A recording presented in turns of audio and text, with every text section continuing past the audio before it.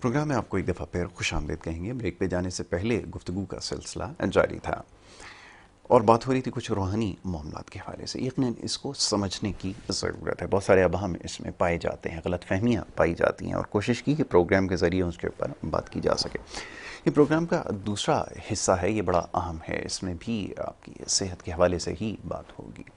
और जैसे अभी कुछ देर पहले मैंने अर्ज़ किया कि रूहानी मामलात पर बात हो रही थी, अब जो जिस्मानी मसाइल हैं और उसमें भी सबसे ज़्यादा जो मसाइल इस वक्त सामने आ रहे हैं वो नफ्सियाती मसाइल हैं।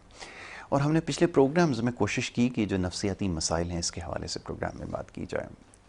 कम बेश तमाम ही लोग जो यहाँ पर इस मुल्क में रह रहे हैं, मुझे माफ़ कीजिएगा, बड़ी इस बात को मायूब समझा जाता है, लेकिन ये मायूब नहीं है, हर किस्म के नफ्सियाती मसाइल में मुब्तला है और इसकी अक्कासी ये जो मुआशरा जिसमें हम रहते हैं ये कर रहा है और हम ख़ुद भी ये बात समझते हैं।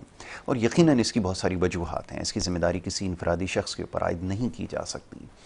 इस वक्त हमारे मामलात और मसाइल हैं जो बहुत ज़्यादा पेचीदा हो चुके हैं, ख़ास तौर पर मौशी मामलात। उसकी वजह से बहुत सारे लोग मुख्तलिफ़ किस्म की बीमारियों का शिकार हो रहे हैं।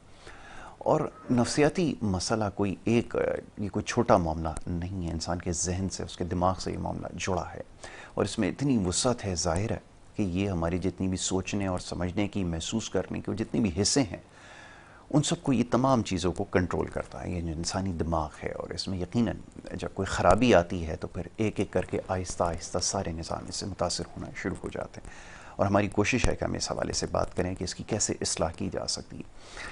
और इसमें अद्वियात से ज़्यादा जो चीज़ काम करती है वो एक अच्छा डॉक्टर समझा जाता है। लेकिन हमारे यहाँ बड़ी बदकिस्मती है कि डॉक्टर के पास जाना, उससे बात करना, ये थोड़ा मायूब समझा जाता है। और ऐसा क्यों है आखिर, इसके ऊपर आज भी प्रोग्राम में गुफ्तगू करेंगे, क्योंकि बड़े ख़ास मेहमान स्टूडियोज़ में तशरीफ़ फरमा हैं और इससे पहले हमारे साथ प्रोग्राम में शिरकत कर चुके हैं। एक बड़ा कामयाब सिलसिला हमारा शुरू हुआ जिसके अंदर हमने नफ्सियाती मसाइल के हवाले से बात करना शुरू की। तो आप यकीन कीजिए कि बहुत बड़ी तादाद लोगों की ऐसी थी जो ये जानना चाहते थे कि ये उनके साथ जो मामलात इस वक्त पेश आ रहे हैं इसकी वजह क्या है। मैं ज़्यादा देर नहीं करूँगा मोअज़्ज़ज़ मेहमान को खुशामदीद कहने में, क्योंकि आज बहुत सारे मामलात हैं, सवालात हैं, उनसे हम डिस्कस करेंगे। डॉक्टर शफ़ीक यासीन कंसल्टेंट है, साइकियाट्रिस्ट कंसल्टेंट, और इसके अलावा आपका जो प्रोफाइल है माशाल्लाह बड़ा तवील है। मेंबर हैं रॉयल कॉलेज साइकियाट्रिस्ट यूके के, आयरलैंड में भी आप मुकीम रहे, उसके अलावा जो है न्यूजीलैंड के अंदर भी आपने काम किया, पाकिस्तान से बाहर काम करने का मौका मिला इस हवाले से। तो डॉक्टर साहब को, शफ़ीक यासीन साहब को मैं खुशामदीद कहूँगा। बहुत शुक्रिया डॉक्टर साहब for being with us once again. इससे पहले भी आपके साथ हमारी बड़ी अच्छी डिस्कशन रही और बहुत सारे सवाल थे, तो मैं कोशिश करूंगा कि वो जो सिलसिला है आज उसको कंटिन्यू रखें। उनके हमरा तशरीफ़ रखती हैं निदा नदीम, जो कि इनका हॉस्पिटल है यासीन साइकियाट्रिस्ट हॉस्पिटल, उसकी एडमिनिस्ट्रेटर हैं। उनको भी मैं वेलकम करूंगा। आपका भी बहुत शुक्रिया मैम प्रोग्राम में हमें वक्त देने के लिए। डॉक्टर साहब, वापस उसी टॉपिक की तरफ आएंगे जिसके से पहले हम डिस्कस कर चुके हैं। मैंने इंट्रो में कहा कि लोग मायूब समझते हैं, थोड़ा सा हेजिटेंट होते हैं किसी साइकियाट्रिस्ट के पास जाते हुए। हमारे मुल्क में ख्याल ये किया जाता है, समझा ये जाता है कि अगर कोई किसी ऐसे डॉक्टर के पास जा रहा है तो यकीनन उसका दिमागी मामला जो है वो ठीक नहीं है। और उस पर भी बड़ी अनफॉर्चुनेट ये है कि अगर कोई किसी फ़ीमेल के साथ ये मसला हो तो उसको बड़ा मायूब समझा जाता है, उसको आइसोलेट कर दिया जाता है। कैसे इस चीज़ को दूर किया जाए? पहले तो मैं ये चाहूँगा ज़रा एक फ़र्क बताइए, क्योंकि आपने पाकिस्तान से बाहर काम किया, क्या कुछ फ़र्क है वहाँ पर? लोग क्या फ्रीक्वेंटली मिलते हैं जैसे दीगर डॉक्टर्स के पास जाते हैं? मैं चाहूँगा ज़रा इसके बारे में देखने वालों को बताया जाए। जी जी बिल्कुल, आई थिंक बहुत अच्छा सवाल है, बहुत अच्छा टॉपिक है और इस पर बात करना बार बार ज़रूरी है, सिर्फ एक दफ़ा नहीं। एक तो ज़मीन आसमान का फ़र्क है बाहर और यहाँ की अप्रोच में। बाहर के मुल्कों में एक्चुअली फ़ख्र समझा जाता है, प्राउड फील किया जाता है अगर कोई कहता है ना कि मैं इस साइकियाट्रिस्ट के पास जा रहा हूँ, तो वो पूछते तुम किस साइकियाट्रिस्ट के पास जा रहे हो। जी, वो ये नहीं पूछते कि तुम जा रहे हो कि नहीं जा रहे साइकियाट्रिस्ट के पास, तुम क्यों किस जा रहे साइकियाट्रिस्ट के पास जा रहे हो, क्या पता मुझसे बेहतर साइकियाट्रिस्ट हो। जैसे यहाँ ब्रांड्स है ना कि मैंने जी सना सफ़ीना से ड्रेस लिया है कि खाड़ी से लिया है कि किससे लिया है, तो वो कहते हैं जी आप किस ब्रांडेड साइकियाट्रिस्ट के पास जा रहे हैं। तो वो ये अज्यूम करते हैं पहले से ही कि कोई ना कोई कॉन्फ्लिक्ट या प्रॉब्लम किसी के दिमाग में चल रहे हैं, परेशानी है। जी, और क्यों नहीं, हर इंसान परेशानियों से गुजरता है। जी, और मसला ये है कि अगर हमारे अंदर कॉन्फ्लिक्ट है या उसकी वजह से थोड़ी सी एंजाइटी है या परेशानी या बेचैनी आ जाती है या फिर मायूसी आ जाती है, पूरी ज़िंदगी में ऐसा होता है नाउ एंड देन कि इंसान प्रॉब्लम से गुजरता है। और मेरे हिसाब से हमारी नेशन को देखते हुए तकरीबन हर दूसरा इंसान या 100 में से 60 से 70 लोग ऐसे होंगे जिनको लाइफ टाइम में एटलीस्ट एक दफ़ा साइकियाट्रिस्ट को दिखाने की ज़रूरत है। और जबकि मेरा समझना ये है कि जब लोग आते हैं तो वो छुप छुप के आते हैं, बताना नहीं चाहते, फैमिली को नहीं बताना चाहते। कोई लड़की लेके आते हैं, अपनी बेटी को लेके आते हैं, बहन को लेके आते हैं तो परेशान होते हैं कि इसकी खबर पता चल जाएगी तो उसकी शादी नहीं होगी, या अगर शादी हुई है तो फिर आप उसको छुपा के ला रहे हैं इन लॉज से, अभी भी शादी हुई है, ऐसी हो गई है, आप ट्रीट करें, लेकिन हमें उसको नहीं पता चलना चाहिए कि दवाइयाँ ले रही है। और वाइस वर्सा लड़कों के हवाले से भी यही है। और मैं ओपनली कहता हूँ लोगों से कि आप बताएं, इसलिए कि आप किसी और की ज़िंदगी ख़राब ना करें। ये चीज़ देखें, ट्रांसपेरेंसी जो है ना, ओपननेस और सच बोलना, ये बड़ा ज़रूरी होता है। ठीक है। और ये देखिए, आपके अपने बेटे बेटी में भी कोई ना कोई इश्यूज़ होंगे। जब आप किसी लड़की को लेके आ रहे हैं या किसी लड़के के साथ अपनी बेटी की शादी कर रहे हैं तो आई थिंक दो तरफा है। हमारी जीन्स जो है, जो हमें मिली अपने माँ बाप से या दादा दादी से या नाना नानी से, अपने फैमिली से, उस जीन्स से जो है ना बहुत तरह की बीमारियां भी मिलती हैं और अच्छाइयाँ भी मिलती हैं, स्ट्रेंथ्स भी मिलती है, वीकनेसेस भी मिलती हैं। और ये जीन्स ही है जो डिटरमाइन करता है कि क्या पता आपको हार्ट अटैक के चांसेस ज़्यादा हैं, या डायबिटीज़ के चांसेस ज़्यादा हैं, या किस और जोड़ों की बीमारियों के ज़्यादा हैं। और इसी तरह दिमाग भी तो एक ऑर्गन है, और दिमाग जो है उसके अंदर न्यूरोकेमिकल होते हैं, न्यूरोट्रांसमीटर्स होते हैं। अब इसके इम्बैलेंसेस से अगर सोचने की, महसूस करने की, इमोशंस की और बिहेवियर के प्रॉब्लम्स आते हैं तो ये न्यूरोकेमिकल इम्बैलेंस की करेक्शन रिक्वायरमेंट है। और प्लस अगर अंडरलाइंग कोई कॉन्फ्लिक्ट है या प्रॉब्लम है, जैसे बचपन से कोई बड़ा हो रहा है बच्चा और वो किसी वजह से नाखुश था या कोई ट्रॉमा से गुजरा था, या माँ बाप ने उसकी सही परवरिश नहीं की, या स्कूलिंग में कोई बुलिंग हुई है, कोई प्रॉब्लम्स हुए हैं, तो वो दिमाग में लॉन्ग टर्म इफेक्ट्स उसके होते हैं। बिल्कुल ठीक है। और उसके कॉन्फिडेंस पे अफेक्ट कर सकते हैं, उसकी लाइफ में वो उसकी अप्रोच क्या है उस पर अफेक्ट कर सकते हैं। तो ये चीज़ों को जब आप बाद में चल के देखते हैं कि वो सही से परफॉर्म नहीं कर रहा वर्क पे, काम पे, घर पे, रिलेशनशिप्स पे, तो फिर उसको चाहिए कि हेल्प ले। क्यों अपनी ज़िंदगी इसी तरह गुजारता रहे कि वो कॉन्फिडेंट नहीं है या दबा हुआ है। और फिर एक दफ़ा अगर हेल्प ले लेता है, वो उस लेवल से ऊपर आ जाता है, तो ये नहीं कि वो सिर्फ फीलिंग उसकी बेहतर होगी, वो खुश होगा, मायूसी से निकलेगा, घबराहट बेचैनी से निकलेगा, बल्कि ओवरऑल उसकी परफॉर्मेंस अपनी लाइफ में बेहतर होगी। अपने करीबी, जैसे उसके माँ बाप हैं, बीवी है, बहन भाई है, वो भी फ़र्क देखेंगे।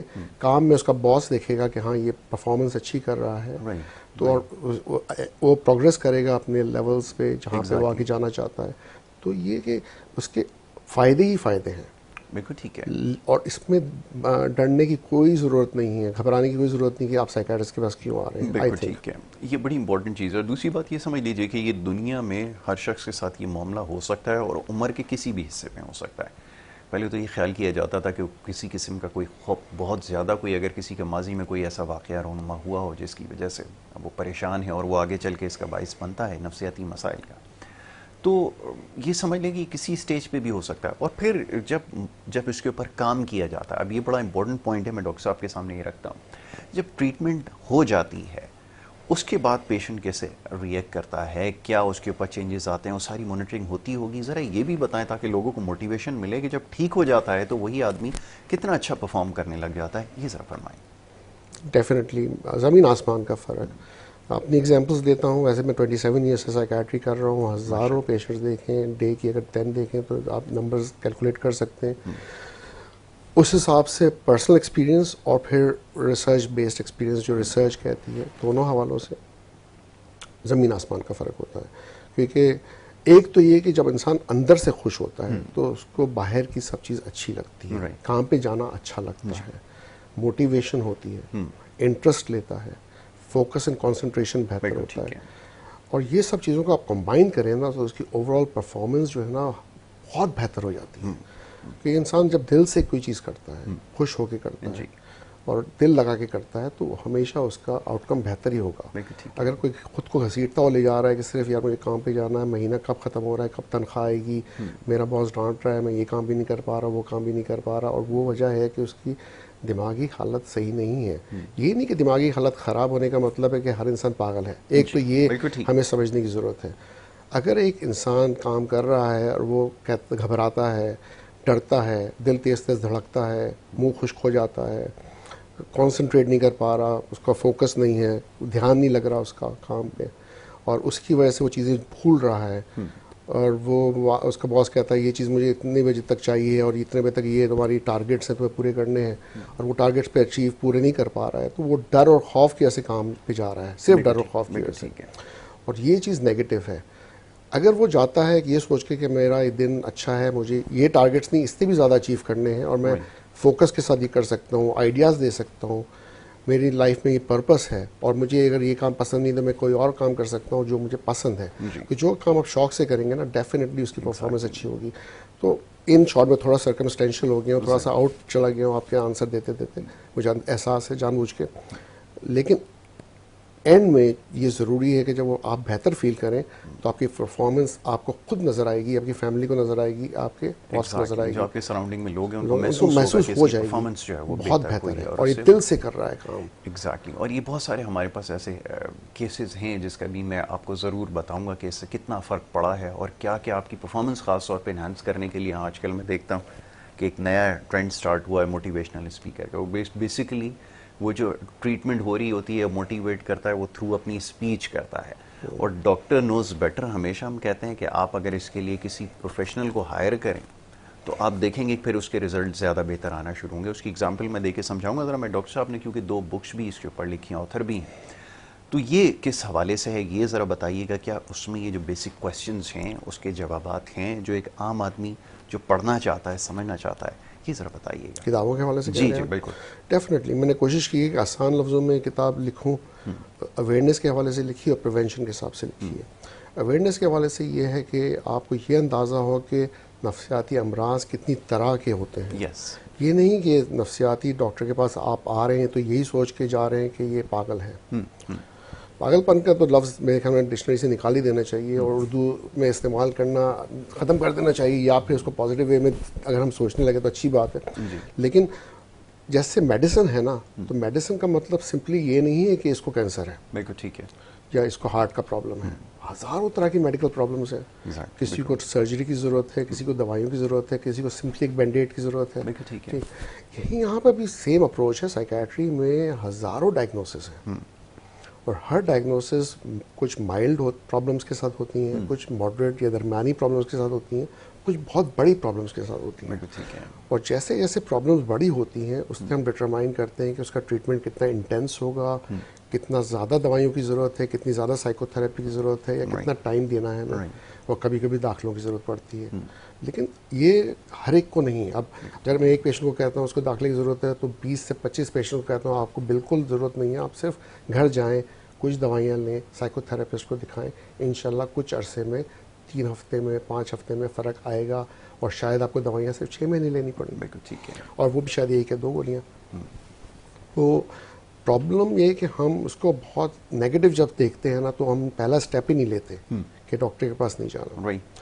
तो वो जो है ना, इसी वजह से जब किताब पे मैं आ रहा हूँ तो फिर किताब में हमें क्लासीफाई करता हूँ कि ये इलनेस है, इसके ट्रीटमेंट ये पॉसिबिलिटीज़ हैं, लेकिन ये तो जनरलाइज्ड है, टेलर्ड बेस, या हर पेशेंट अलग है, हर इंसान मुख्तलिफ है। ठीक है। उसकी फितरत, उसकी पर्सनैलिटी, उसका देखने का अंदाज, उसका तरीका, लोगों से मिलने का, इंटरेक्ट करने का, अल्लाह ने हर एक को मुख्तलिफ बनाया है, और ट्रीटमेंट भी हर इंसान का मुख्तलिफ होना चाहिए जैसा कि वो है उस हिसाब से। बिल्कुल ठीक है, दैट इज़ वेरी इंपॉर्टेंट। अच्छा, ये अभी और इसके ऊपर बात करेंगे क्योंकि जो हम अपनी सराउंडिंग से जो चीज़ें एब्जॉर्ब कर रहे हैं उसका कितना हम पे इम्पैक्ट है। मैं चाहूँगा ज़रा इसके ऊपर भी गुफ्तगू हो। ज़रा मिस निदा भी यहाँ पे मौजूद हैं, उनसे भी गुफ्तगू की जाएगी क्योंकि हॉस्पिटल की ये जो यासीन साइकियाट्रिस्ट हॉस्पिटल है इसकी एडमिनिस्ट्रेशन देख रही हैं। निदा, किस किस्म के पेशेंट्स आते हैं? सबसे पहले टेंडेंसी क्या है, क्या बता रही है? क्योंकि हम ये देखते हैं कि इसमें नौजवान भी ज़्यादा हैं, बच्चे खास तौर पर ज़्यादा हो गए हैं। किस तरह एडमिनिस्ट्रेट करती हैं? फिर लोगों को समझाना, एडमिशन की तरफ लाना, तो ये तो एक बड़ा मुश्किल काम होता है। कैसे एडमिनिस्ट्रेट करती हैं? क्या कुछ ऑब्जर्वेशन में आया है? आजकल जो यंग जनरेशन है वो ड्रग्स की ज़्यादा इंडल्ज हो गई। पेरेंट्स इस चीज़ को मानने को तैयार नहीं होते कि वो एक्टिव कर लें। वो चाहते हैं हम दवाई दे दें और हम घर भेज दें। जी। घर भेजा जा सकता है, दवाई भी दी जा सकती है। लेकिन होता ये कि हम दवाई देकर जब घर भेजते हैं तो वो दवाई तो खाते हैं, उसके साथ साथ वो ड्रग्स भी ले रहे होते हैं। बिल्कुल, क्योंकि वो बच्चे घर पे माँ बाप रुकते नहीं है। बंद बिल्कुल कर सही सकते बात, हैं, बिल्कुल ठीक। बंद भी करें तो कैसे करें जी। और वो ड्रग्स भी लेते हैं, दवाई in the end of the day जो मैं उनको पहले दिन से समझा रही होती हूँ कि प्लीज़ आप एडमिट कर लें, आप 1 मंथ नहीं एडमिट करें, 20 डेज़ करें। बिल्कुल ठीक है। डॉक्टर शफीक का हमेशा से ये मोटो रहा है कि हम कम दिन के लिए एडमिट करते हैं, हम उनकी को ट्रीट करते हैं और फिर हम इतना कर दें कि वो घर जाके मेडिसिन खा के भी बेहतर है। हमारा ये बिल्कुल वो नहीं होता हॉस्पिटल में कि हम लंबे टाइम के लिए रखें और हम उसको बस बीमारी करते चले जाएं उसको। बिल्कुल ये ठीक नहीं है। होता हमारे साथ। हम बस कहते हैं कि थोड़े टाइम के लिए आओ, मेडिकेशन से ट्रीट करो, इतना ट्रीट कर लो कि घर जाके भी आप मेडिसिन खा के ठीक कंटिन्यू कर सकें। बिल्कुल ठीक है। लेकिन ये बात समझाने में पेरेंट्स को काफ़ी दिन लग जाता है। इनफैक्ट मैं ये बताऊंगी, हर एडमिशन से पहले जो पेरेंट्स मुझसे बात करने आए हुए होते हैं वो 1 to 2 वीक्स ले लेते हैं सोचने में। और वो मुझे फ़ोन भी करते हैं कि मैं ये सोच रहा हूँ, मैं एडमिट कर लूँ, मैं करूँ या ना करूँ, आप दवाई दे दें। उनको समझाने में 2 हफ्ते गुजर जाते हैं। और सम टाइम वो पेशेंट्स ऐसे होते हैं, इतने एग्रेसिव होते हैं, लड़के या लड़के, आजकल तो लड़कों को क्या बोलें, लड़कियाँ भी इसमें इन्वॉल्व हैं, बहुत ज़्यादा इन्वॉल्व हैं। तो फिर वो कहते हैं हम ला नहीं सकते क्योंकि वो खुशी से कोई भी एडमिट होने नहीं आता। और बच्चे तो मानते ही नहीं है ना ड्रग्स को कि ये कोई चीज़ नहीं है इससे। तो फिर हम अपनी हॉस्पिटल से स्क्वाड्रन भेजते हैं उनको, फिर वो आते हैं, इस तरह उनको समझाते हैं। 24 आवर्स इसको देखा जाता है क्योंकि इन केसेस के अंदर सबसे ज़्यादा इंपॉर्टेंट चीज़ मॉनिटरिंग होती है। उसको टाइम देना होता है। ख्याल ये होता है पूरी, जब भी हम पाकिस्तान में किसी से बात करते हैं ना, साइकियाट्रिस्ट हॉस्पिटल का, कोई किसी तरह का इदारे का, तो उनके ख्याल आता है कोई रेडिकल ट्रीटमेंट दी जाएंगी, लोग पकड़ के रखे तो पेशेंट को, या उसको जो है वो आपको पता है कि दूसरे तरीके से ट्रीट करेंगे। तो ये बताना पड़ता होगा। ये बिल्कुल, ये तो बहुत उनको एक्सप्लेन करना पड़ता है। वो बार बार बोलते हैं कि हम जब एडमिट कर लेंगे, ये तो नहीं कि हम मारेंगे, ये तो नहीं, हम मारने के लिए तो एडमिट ही नहीं कर रहे। इनफैक्ट आपको मैं बताऊं, हमारे वहाँ पेशेंट्स बांध के भी नहीं रखे जाते। बिल्कुल ठीक। हाँ, वो आराम से मूव करते हैं, टीवी रूम में बैठ के टीवी रूम देखते हैं, एक्टिविटीज़ हैं वो एक्टिविटीज़ करते हैं। और जिन बच्चों को साइकोथेरेपी की ज़रूरत होती है, हमारे साइकेट्रिस्ट आते हैं, वो साइकोथेरेपी उनकी करते हैं।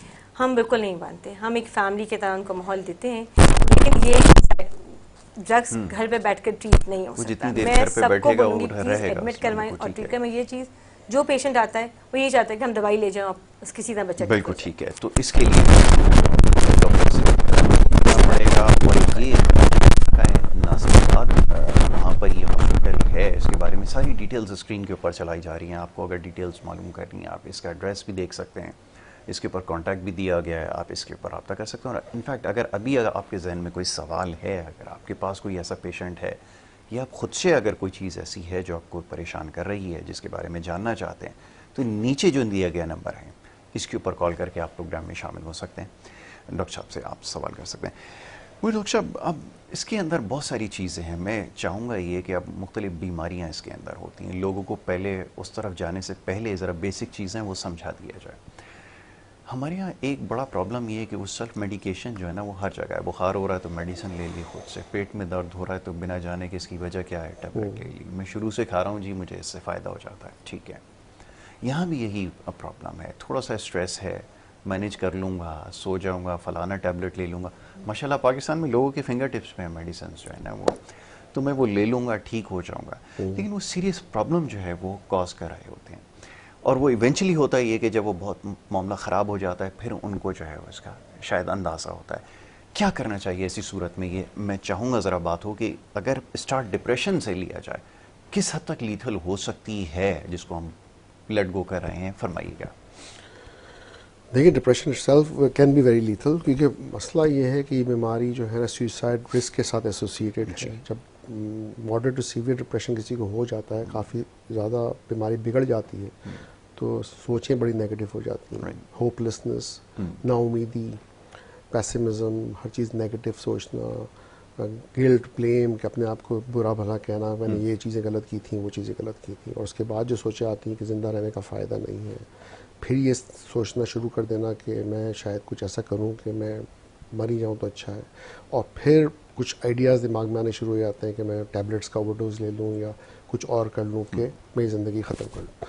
जब ये ग्रेजुअली, और ये है भी स्लाइडिंग स्लोप के, स्लोली बढ़ता है, ऐसा है प्रोग्रेशन होता है कि वो पता नहीं चलता कई दफ़ा। कभी तो बहुत तेज़ी से डिप्रेशन आता है, कभी कभी इतने ग्रेजुअल होता है कि इंसान कहता है अभी ठीक हो जाऊंगा, अभी ठीक हो जाऊंगा, अभी मदद ले लूँगा, और करते करते वो उस लेवल तक आ जाता है कि वो अटैम्प्ट कर भी लेता है।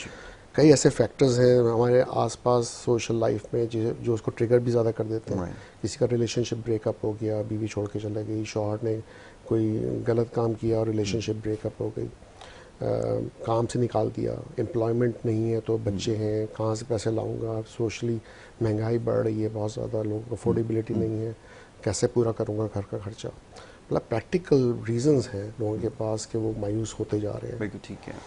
तो वो ज़ाहिर है फिर रिस्क ऑफ सुसाइड बढ़ता है। एक तो ये, दूसरा जो आपने पॉइंट ये जो किया कि मेडिकेशन जो अपनी मर्ज़ी से ले लेते हैं, लोगों को ये समझने की ज़रूरत है कि कई मेडिकेशन ऐसी हैं जिसमें डिपेंडेंस एडिक्शन बहुत है, जो टेम्पररीली तो उनको एंजाइटी से डिप्रेशन से निकाल लेगी, लेकिन वो उसकी आदी हो गया तो वो कभी छोड़ नहीं पाएंगे। के पीछे ना डब्बे के ऊपर लिखा होता है कि ये हाईली एडिक्टिव हैं, लेकिन वो हमारे यहाँ क्योंकि बगैर डब्बे के ली जाती है ना दवाई, और अगर डब्बे के साथ ले भी लेते हैं ना तो पीछे पढ़ते नहीं है इसके क्या लिखा हुआ है। जी डॉक्टर, सिगरेट के साथ भी यही है, लिखा होता है कैंसर होगा, लेकिन वो चीज़ का सिगरेट पीनी होती है ऐसा ही। लेकिन बात ये ना कि इजीली अवेलेबिलिटी जो है ना वो हमें तबाह कर रही है। ऐसा ही है। अच्छी बात है कि लोगों को आराम से दवाइयाँ मिल जाती हैं, दूसरे मुल्कों में आप जाएं तो ऐसे नहीं मिलती दवाइयाँ। जी, अभी मैं पुर्तगाल से होके आ रहा हूँ और मेरा नाक में प्रॉब्लम था, मुझे कुछ ऐसी मेडिकेशन की ज़रूरत थी जो मैं नॉर्मली पाकिस्तान में लेता हूँ, मुझे वो फ्लू हो रहा था, मुझे जाके लेनी थी। तो ओवर द काउंटर तो एक आध दवाइयाँ मौजूद थी, लेकिन एक्चुअली जो दवाई मैं चाह रहा था कि मुझे मिले विदाउट प्रिस्क्रिप्शन नहीं मिल सकती थी मुझे। और जहाँ के आपको अंदाज़ा होता है किसी भी डेवलप्ड मुल्क में कि ये बहुत रेगुलेटेड दवाइयाँ हैं, और मैं खुद बाहर रह के आया हूँ बहुत सालों तक, तो एक तो रेगुलेटेड है, दूसरा मिलता है प्रिस्क्रिप्शन तो कभी हफ्ते का मिलता है या 2 हफ्ते का मिलता है, फॉर टाइम ड्यूरेशन मिलता है, उसके बाद वो प्रिस्क्रिप्शन एक्सपायर हो जाता है। उसकी वजह होती है, ये नहीं कि डॉक्टर की मोनोपली है कि मैं दवाइयाँ ना दूँ, लेकिन वो सेफ्टी रीजंस हैं इसके। और जैसे लिथियम को ले लें जो डिप्रेशन में इस्तेमाल की जाती है, इट्स अ पॉइजन। अगर वो आप 4 टैबलेट्स से ज़्यादा ले लें तो आपको इंसान मर सकता है। बिल्कुल, ये आपने बिल्कुल ठीक कहा। और हमारे यहाँ जिस हिसाब से लोग मेडिसिन इस्तेमाल करते हैं, मैं इसके ऊपर बात करूंगा अभी आगे चल के। एक ब्रेक के लिए कहा जा रहा है, एक छोटी सी ब्रेक है, ब्रेक के बाद वापस आते हैं, सिलसिले को जारी रखेंगे। आप देखते रहिए गुड मॉर्निंग कराची।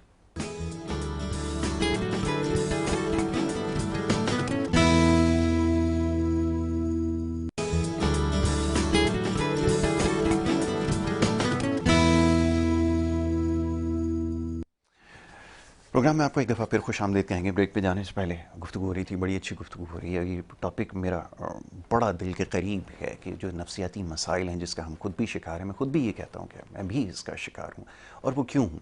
उसकी वजह यह है कि जो इर्द गिर्द हमारे माहौल में हो रहा है वो यकीनन आपको किसी न किसी नफ्सियाती बीमारी में ज़रूर मुब्तला करेगा। और इसी हवाले से गुफ्तगू कर रहे थे डॉक्टर शफीक यासीन साहब यहाँ पर मौजूद हैं, और एक बेहतरीन साइकियाट्रिस्ट हैं और साइकोलॉजी को समझते हैं और इसके ऊपर काम कर रहे हैं। न सिर्फ पाकिस्तान में बल्कि पाकिस्तान से बाहर भी बड़े तवील अरसे से काम करते आए हैं। 27 साल से ज़्यादा का अरसा आपको प्रैक्टिस करते हुए हो चुका है। और उनके हमरा निदा नदीम साहिबा भी तशरीफ़ फरमाए, जो उनका जो हॉस्पिटल है ये जिसके पीछे हमने लगाया वही यासीन साइकियाट्रिक हॉस्पिटल, नाज़िमाबाद का इलाका है कराची, वहाँ पर ये वाक़ है, उसकी एडमिनिस्ट्रेशन देख रही है। निदा, अब ये ड्रग्स के हवाले से जैसे हम बात कर रहे थे, बड़ा इम्पोर्टेंट सब्जेक्ट बन चुका है। इसमें सबसे ज़्यादा जो चीज़ काम करती है वो काउंसलिंग करती है। और अभी जैसे आपने एक बड़ी अच्छी मिसाल दी, मैं अक्सर लोगों से सुनता हूँ कि पेरेंट्स बच्चों को ख़ास तौर पे जो यंगस्टर्स आ रहे हैं, मेरे लिए बड़ी परेशान कुन चीज़ है, क्योंकि अब एक्सेस बड़ा आसान हो गया है। तो उनको ये समझाना कि आपने इनको कैसे छुड़वाना है और हम इसमें किस तरह मदद कर सकते हैं, वो तब तक नहीं हो सकता जब तक उनको जो उनके केयर टेकर हैं उनको ये समझाया जाए। ज़रा बताइए क्या क्या तजुर्बात में आए। जो पेरेंट्स आते हैं उनको समझाने में तो खैर बहुत टाइम लगता है, क्योंकि मुझे तो हॉस्पिटल में रहते हुए यही एहसास हुआ कि बच्चे तो जो ड्रग्स ले रहे हैं क्योंकि उनको बहुत ईजिली अवेलेबल हो रहा है। पहले तो सिर्फ यूनिवर्सिटी लेवल पर मैं सुनती थी, और अब तो स्कूल लेवल पर भी। बिल्कुल ठीक है। और जो बहुत अफसोस की बात है कि हमारे मुल्क में ये हाल है। ऐसा ही है, क्योंकि और बच्चे लेना शुरू कर देते हैं और पेरेंट्स कहते हैं हमें पता नहीं चला। पता तो चल जाना चाहिए, क्योंकि पेरेंट्स ही तो पैसा दे रहे हैं। ऐसा ही है। ड्रग्स फ्री में नहीं मिल सकता। बिल्कुल ठीक है। और इनफैक्ट बच्चे तो सप्लायर्स भी बन जाते हैं। जी जी। और मैंने जैसे एक पेशेंट हमारे हॉस्पिटल में था, उस बच्चे ने मुझे खुद बताया कि पहले मैं पैसों से ड्रग्स ख़रीदा, और उसके बाद मेरे पास जब पैसे नहीं भी होते थे तो मैं वो सप्लाई करता था। ठीक है। तो सप्लाई करके उसने पैसे ले पैसे लिए। बनाना शुरू तो कर दिए। पैसे जब पैसे इतना लेके आने लगा तो भी पेरेंट्स से नहीं पूछा कि पैसे कहाँ से आ रहे हैं। ये सारे सवाल उनके पेरेंट्स से मैंने किया था कि ये सब चीज़ें आपको नहीं पता चल सकी और आप एंड ऑफ द डे पहुँच रहे हैं कि ये मेरा बेटा है और ऐसा ऐसा है, और उस पर भी कह रहे हैं कि नहीं एडमिट नहीं कराएंगे हम, आप बस दवाई दे दें, क्योंकि एडमिट इसलिए नहीं करा सकते हैं क्योंकि माशरे में जो पता चल जाएगा, आपके इर्द गिर्द जितने लोग हैं, आपके दोस्त अहबाब, उनको पता चल जाएगा कि बेटा एडमिट हो गया आज। ठीक है। और वो ड्रग्स लेता था, छुपा हुआ रहता था ये बात। और सिर्फ ड्रग्स लेना नहीं होता, इन द एंड ड्रग्स लेते लेते उनको साइकोसिस, साइकेट्रिक बीमारियां हो जाती हैं। बिल्कुल, वो इतनी ज़्यादा बढ़ जाती हैं। डॉक्टर शफीक के बहुत यंग बच्चे पेशेंट रहे हैं जो मैंने देखे हैं, यंग। अफसोस भी होता था कि अच्छे स्कूल से, अच्छी यूनिवर्सिटी में पढ़ने वाले बच्चे हमारे हॉस्पिटल में एडमिट हैं। लेकिन अल्लाह का शुक्र ये है कि बेहतर होके गए। लेकिन मैं ये कहती हूँ हर इंसान से कि प्लीज़ अपने बच्चों को देखें और टाइम भी दें, उनसे बात करें, उनसे पूछें कि वो एक्टिविटीज़ क्या हैं, एक्टिविटीज़ हैं क्या। और ये आपने निंदा बड़ी अच्छी बात की है, ज़रूर प्रोग्राम देख रहे हैं पेरेंट्स, वो ये समझ लें। मैं एक चीज़ की आपको मिसाल देता हूँ, फिर डॉक्टर साहब की तरफ जाता हूँ। ये आपने अक्सर देखा होगा बच्चों के पास, आपको शायद उस डिवाइस का नाम नहीं पता कि एक ई सिगरेट होता है। ये सिगरेट है बेसिकली, इसको समझिए, जो अक्सर बच्चे घर में बैठ के और क्लासरूम के अंदर भी आजकल स्कूल्स में इस्तेमाल कर रहे हैं। जब वो आप उनसे पूछेंगे कि ये क्या चीज़ है, तो वो आपको कहेंगे कि एक फ्लेवर है, ये चॉकलेट का है, ये स्ट्रॉबेरी का है, ये कुछ है। ये ऐसा नहीं है। आई टेल यू, जिन पेरेंट्स को नहीं पता, ये वो ई सिगरेट है जिसको ये घर में वेपिंग कहते हैं, बैठकर ये धुआं छोड़ रहे होते हैं फ़न के लिए। ये पहला स्टेप होता है, जिसके बाद फिर ये आगे बढ़ते चले जाते हैं और फिर उसके बाद ये इसके अंदर मुख्तलिफ चीज़ें, हैश और दूसरी चीज़ें इस्तेमाल करने की तरफ आते हैं। तो इनिशियली अगर ये आपके घर में बैठ के आपके सामने अगर ये इस्तेमाल कर रहे हैं, तो सबसे पहले आप इनसे ये छोड़वाएं। ये कतई वो नहीं है, ये सिगरेट से 1000 गुना ज़्यादा हार्मफुल है। ये भी मैंने अक्सर कहते हुए देखा है बच्चों को और उनके पेरेंट्स को कि नहीं जी हार्मफुल नहीं है, ये तो सिर्फ एक धुआं, ये धुआं नहीं है, इसको समझ लें। फिर उसके बाद वो अगले स्टेप पे जाता है और करते करते फिर वो एक मुकम्मल एक ड्रग एडिक्ट बन जाता है। डॉक्टर साहब, मूविंग फॉरवर्ड थोड़ी सी बात करते हैं। अब सब बच्चों से हट के थोड़ी बड़ों की बात करें। वैसे इसके ऊपर एक अलग टॉपिक होना चाहिए, इनफैक्ट आगे जाके करेंगे भी कि बताएंगे कि किस एज ग्रुप के क्या मसाइल ज़्यादा सामने आ रहे हैं। हैविंग सेड दैट, डॉक्टर साहब, हर किस्म का प्रॉब्लम है इसमें, सेक्सुअल डिसऑर्डर्स भी हैं जो ड्यू टू साइकोलॉजिकल इश्यूज़ की वजह से भी होते हैं, उसकी वजह से भी डिस्ट्रेस की तरफ जा रहे हैं, उसकी वजह से भी प्रॉब्लम्स हो रहे हैं। अच्छा, इन तमाम इलनेस को ओवरकम करने के लिए मुख्तलिफ लोग तरीक़ों का इस्तेमाल शुरू कर देते हैं, जिसका नतीजा फिर वही निकलता है कि आगे रिग्रेट रहता है और वो सुसाइड की तरफ ले जाता है। क्या ये भी ट्रीटेबल हैं, इसको भी क्योर किया जा सकता है? बिल्कुल बिल्कुल, रेंज ऑफ सेक्सुअल प्रॉब्लम्स हैं जी। अच्छा, प्राइमरी है एंड सेकेंडरी है एंड ऑर्गेनिक। मतलब इसमें तीनों का मैं फ़र्क बताना चाहूँगा कि एक तो ये कि प्योरली सेक्सुअल प्रॉब्लम्स हैं, ठीक है, जो कि इसकी कोई और रीज़न नहीं है, लेकिन वो सेक्सुअल प्रॉब्लम्स है। और ये बड़ा इंपॉर्टेंट होता है कि जब एक पेशेंट आपके पास ये प्रॉब्लम लेके आता है, तो उसकी वजह कि भाई क्या कॉज है, क्या कोई ऐसी बीमारी है जैसे डायबिटीज़ है या हार्ट का प्रॉब्लम है या लेवल्स कम है, टेस्टोस्टेरोन लेवल्स वगैरह, क्या एक रीज़न है, तो आप ये फाइंड आउट करते हैं, तो ऑर्गेनिक कॉज मालूम कर लेते हैं। और सेकेंडरी टू मेंटल हेल्थ का मतलब ये कोई नफ्सियाती मसला है जिसकी वजह से वो सही सेक्सुअली परफॉर्म नहीं कर पा रहा, ठीक है। डिप्रेशन में बड़ा कॉमन है, साइकोसिस में भी है, और एंजाइटी में परफॉर्मेंस एंजाइटी होती है और उसकी वजह से भी प्रॉब्लम्स होते हैं। तो बेसिकली तो हम लोग जब ये देखते हैं कि एक पेशेंट असेसमेंट लिए आ रहा है, तो other than the organic part के एक दफ़ा पता चल गया कि हाँ ऑर्गेनिक रीजंस है, तो फिर आपने उसको रेफ़र कर दिया किसी भी एंडोक्राइनोलॉजिस्ट के पास या दूसरे डॉक्टर्स फिजिशियंस के पास कि वो ट्रीट करेंगे इसको। लेकिन दूसरी ट्रीटेबल जो पार्ट हैं दोनों, वो साइकाइट्रिस्ट आराम से कर सकते हैं by psychotherapy as well as medication. तो दवाइयाँ भी मौजूद हैं, साइकोथेरेपी भी मौजूद है, और रिजल्ट्स बहुत अच्छे हैं। I would say 85 to 90% results हैं। और कई लोग तो बहुत सालों तक सफ़र करते हैं। बात एम्बैरेसमेंट की है, वो समझते हैं कि ये चीज़ लेके जाना, बात करना, इवन प्रीमेच्योर एजुकेशन ऐसा इशू है जो कि यंग एज में बहुत कॉमन है। अभी शादी हुई है, कई दफ़ा तो वो इसको लेके नहीं आते प्रॉब्लम को, और वो वाइफ भी सफ़र करती है, हस्बैंड भी सफ़र करता है, and after years and years they come forward. तो वो अभी एक मेरे पास कल ही पेशेंट आया था और ही इज़ 45 नाउ, और ये इशू उसका चल रहा था बहुत सालों से जी। तो वो बेसिकली एक ये रीज़न की वजह से उसका बच्चा नहीं हो रहा था, बच्चा नहीं हुआ तो उसने क्या किया, दूसरी शादी कर ली। लेकिन प्रॉब्लम कि वो खुद का उसका मसला था तो उसको दूसरी शादी करने की ज़रूरत नहीं थी।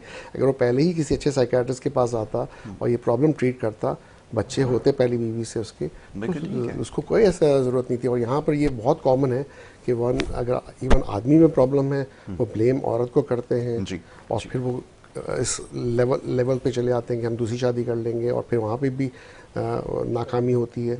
तो फिर ये सोशली रिलेशनशिप के हिसाब से बहुत ही नेगेटिव है कि आप एक फाइनेंशियल बर्डन ले रहे हैं, पैसों का बर्डन ले रहे हैं, लेकिन जब आप ऐसे डिसीजंस लेंगे जो एक गलती के बाद दूसरी गलती की तरफ जा रहे हैं तो मज़ीद लाइफ ख़राब होती, ठीक नहीं होती। एग्जैक्टली, बिल्कुल ठीक है। और ये बड़ी इंपॉर्टेंट चीज़ है, देख लें, ये इसको भी समझ लें, क्योंकि यहाँ पर बताने का मकसद यही है कि इस मामले के अंदर भी इवन आप देखते हैं कि हमारे यहाँ सबसे बड़ा जो प्रॉब्लम है वो यही समझा जाता है, तो बेसिक नॉलेज नहीं है, काउंसलिंग नहीं है, इस वजह से बहुत सारे मसाइल, और जैसा भी बता रहे थे कि फैमिलीज़ के अंदर ये प्रॉब्लम नज़र आ रहे हैं।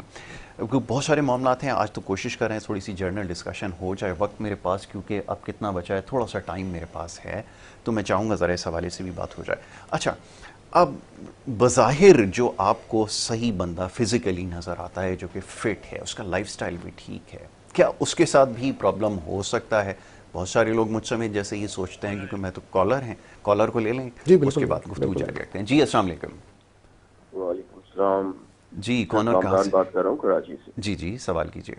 मेरा डॉक्टर शफीक से है कि डॉक्टर शफीक ने वैसे मेरे एक कुलीग है, उनका ट्रीटमेंट किया था जब वो नशे के हालात में थे, तो अल्हम्दुलिल्लाह बड़ा कामयाब इलाज रहा और माशाल्लाह बहुत काबिल इंसान है। तो आज मैं मॉर्निंग शो आपका देख रहा था, तो उस पर डॉक्टर शफीक साहब बैठे हुए। Thank you. वो बड़े बहुत माशाल्लाह, इनका नॉलेज भी बहुत ज़्यादा है और ये पाकिस्तान के लिए हमारे लिए नेमत है और एक तोहफा खेल है। क्योंकि इस तरह के डॉक्टर्स और पाकिस्तान के अंदर तो अवेलेबिलिटी बहुत कम होती है, ज़्यादातर हमें फैसिलिटीज बाहर ही मुयसर हो सकती है। लेकिन जो सारी चीज़ों पे एफर्ट्स ये कर रहे हैं तो इनकी एफर्ट्स बहुत ज़्यादा है और आपके चैनल के थ्रू है तो जाहिर सी बात है लोगों में अवेयरनेस भी हो रही है। और इनके ट्रीटमेंट मैं देख चुका हूँ, मेरे कज़न का ट्रीटमेंट हुआ है इनसे, एक और कज़न है उनका ट्रीटमेंट हुआ है, तो 100 आउट ऑफ 100% रिजल्ट हैं। चलें, बड़ी अच्छी बात है। थैंक यू, आपने कॉल की और अपनी राय से भी हमें नवाजा है। ये बड़ा ज़रूरी है कि आपको पता चलता रहे और ये बड़ा ज़रूरी है। मैं सवाल की तरफ वापस आता हूँ। डॉक्टर साहब, ये सवाल बहुत ज़रूरी है क्योंकि हमारे यहाँ कल्चर ये है कि जब तक बंदा को बीमार ना हो जाए तब तक डॉक्टर से रुजू नहीं किया जा सकता। इस केस में पर्टिकुलर नफ्सियाती मसाइल के हवाले से मैं ये समझता हूँ, मेरी अपनी राय, हो सकता है मैं गलत हूँ, हर शख्स को डॉक्टर से किसी माहिर कंसल्टेंट के पास जाने की ज़रूरत है। क्या ऐसा है? और अगेन वही मैं जो आपसे कहता हूँ कि बाहर क्या जो फिज़िकली फिट होते हैं वो भी आते हैं आपके पास, क्योंकि आपने एक डिवोर्स का केस मुझे बताया था, वो मेरे लिए बड़ा एक अच्छा टॉपिक था, इसके ऊपर रिसर्च की जाए। जी बिल्कुल, नहीं, बहुत अच्छा सवाल किया आपने। क्योंकि देखें, मेंटल को आप कैसे आइडेंटिफाई करेंगे जी, दो तरीके हैं मेन। आप देखें तो एक सब्जेक्टिव है, एक इंसान है वो अगर ऊपर से खुश है और लोगों से बात कर रहा है तो क्या वो खुश है? उसे खुद पता है कि मैं एक्चुअली खुश हूँ या अंदर अंदर क्या सोचता हूँ। और ये बहुत ज़रूरी है कि लोग जब सफ़र हो रहे होते हैं अंदर अंदर, या कोई ना कोई ऐसे बिहेवियर होते हैं जो उसको तंग कर रहे होते हैं, या कुछ ऐसे इमोशंस होते हैं या सोचें होती हैं या महसूसात होती हैं जो उनको तकलीफ़ दे रही होती है, लेकिन ऊपर से वो फिट भी होते हैं और सब चीज़ें ठीक कर रहे होते हैं, तो वो एक्चुअली बीमार होते हैं। ठीक है। और उनको ज़रूरत है वो बातें करने की, वो उस कॉन्फ्लिक्ट को रिजॉल्व करने की या उस प्रॉब्लम को ठीक करने की जिससे वो सफ़र कर रहे हैं। तो एक तो सब्जेक्टिव है जिसका आपको खुद ही पता और किसी और को नहीं पता। ठीक है। दूसरा तरीका है कि सोशली आपके बहन, भाई, माँ, बाप, बॉस, काम पे जो आपके इन्वायरमेंट का हिस्सा है वो आपको देखते हैं। और आप कुछ ऐसी चीज़ें सोशली कर रहे हैं जो कि नॉर्मल से हट के हैं, जी, जो कि आपको लगता है, उनको लगता है कि ये चीज़ें ऐसी नहीं होनी चाहिए, हर आदमी ऐसा नहीं करता, वो आइडेंटिफाई करके बताते हैं। और कभी प्रॉब्लम माइल्ड होता है तो इग्नोर भी कर देते हैं, थोड़ी बहुत बातें करते हैं, वरना जब बढ़ जाता है तो वो सरफेस पे आता है। अब जैसे एग्जांपल ले लें, माँ है, अब बेटा चुप चुप बैठा रहता था घर में, मुंह बना के, कभी उसने बोल दिया तो इरिटेबल हो गया, चिड़चिड़ा हो गया, मैं बात नहीं करना चाहता, इंटरेक्ट ही नहीं कर रहा। पहले वो खुश रहा करता था, 1 साल पहले बातें भी करता जी, था, जी। हर चीज़ नॉर्मल करता था। अब उसको पढ़ाई में भी इंटरेस्ट नहीं आ रहा, एग्जाम भी देना नहीं चाहता, नहीं देना होता है, दो रात को देर तक जागता है। फॉर एग्जाम्पल मैं एक जनरल एग्जाम्पल दे रहा हूँ, तो माँ को पता चल गया कि यार बेटे में फ़र्क है, 1 साल पहले ये ऐसा नहीं था जी। वो फिर एक साइकियाट्रिस्ट के पास लेके आती है, तो भाई मुझे बताइए फ़र्क क्यों आया है मेरे बेटे। बिल्कुल ठीक है। हर माँ लेके नहीं आती, तो ये चीज़ें हैं जो हमें समझना चाहिए कि एक तरीका है कि इंसान खुद समझे और दूसरा उसकी फैमिली या आसपास के। बिल्कुल ठीक है। और फिर उसको लेके फिर आप आए तो फिर एक एवेल्यूशन हो सकता है। ऑलराइट डॉक्टर साहब, वक्त क्योंकि मेरे पास ख़त्म हो गया और बहुत सारे और दीगर मामलात हैं, इंशाल्लाह आगे चल के उसके ऊपर ज़रूर गुफ्तगू होगी। निदा आखिर में मैं चाहूँगा ज़रा अपने हॉस्पिटल की लोकेशन के हवाले से थोड़ा सा बता दीजिए ताकि जो देखने वाले हैं आपसे रुजू कर हमारा सकें। हॉस्पिटल नाज़िमाबाद में 3 नंबर पे है और आसानी से आप तक पहुँचा जा सकता है। आसानी से पहुँचा जा सकता है। मेन रोड पे ये मेन रोड फेसिंग है।